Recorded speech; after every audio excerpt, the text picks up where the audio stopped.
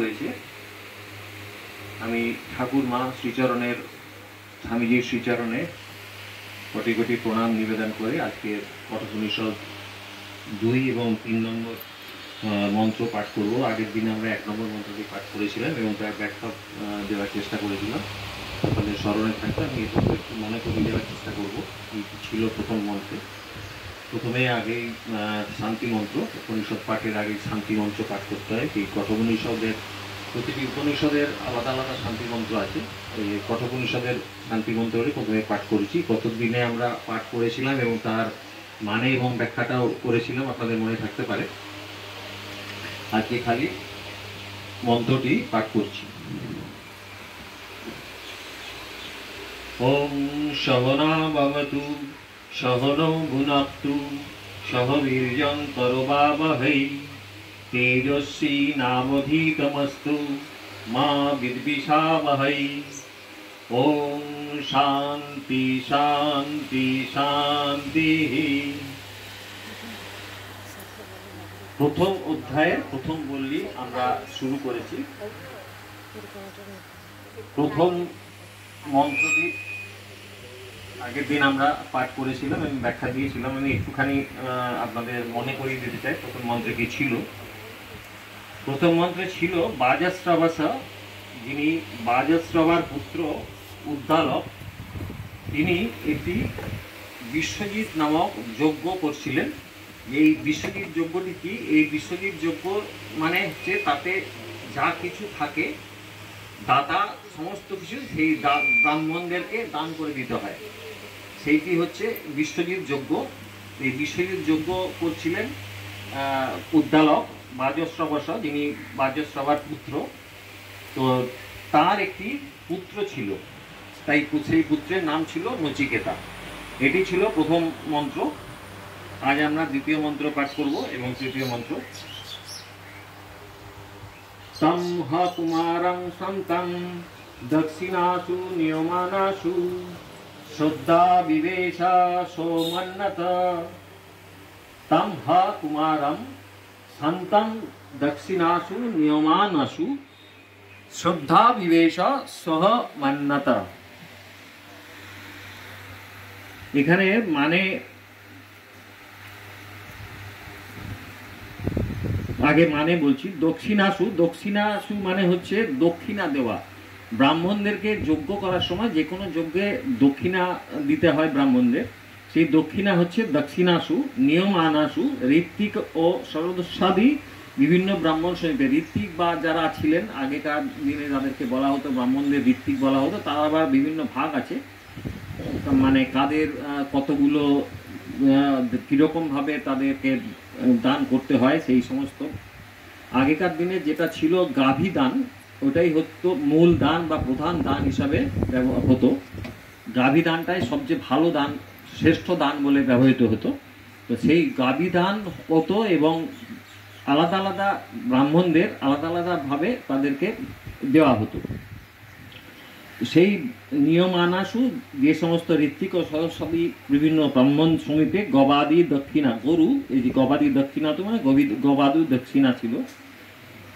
নিয়ম আনাসু শ্রদ্ধা বিবেশ, তখন কুমারা সন্তান কুমারম তাম হ, সেখানে কুমারম, কুমারম মানে তিনি নচিকেতাকে বলা হচ্ছে, তিনি তখন বয়স। সেই নচিকেতার মধ্যে শ্রদ্ধা বিবেশ সমন্নতা।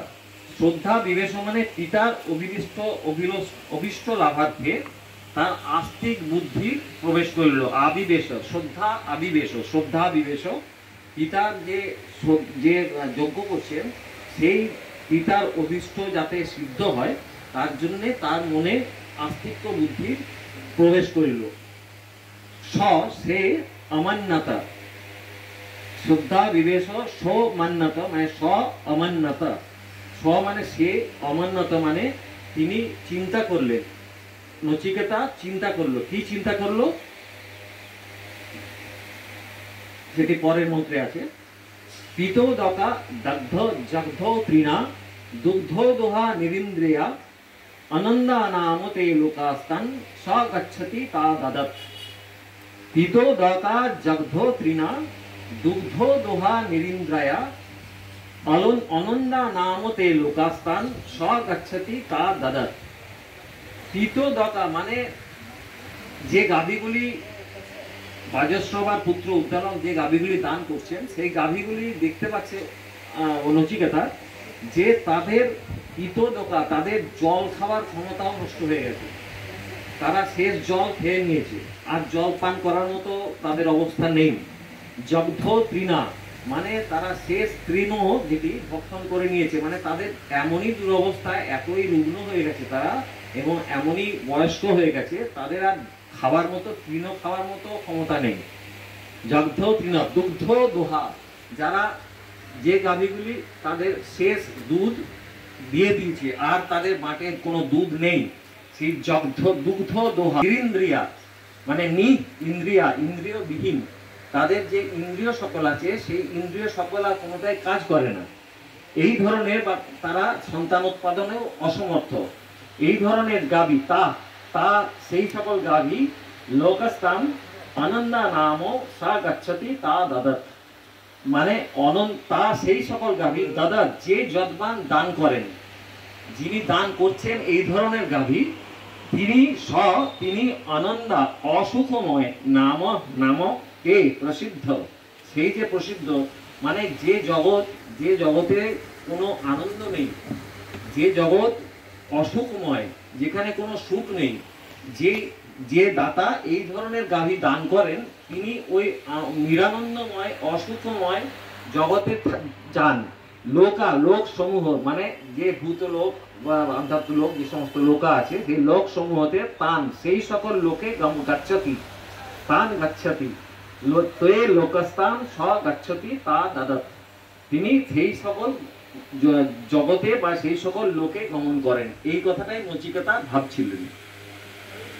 এর মানেটাই বলছি,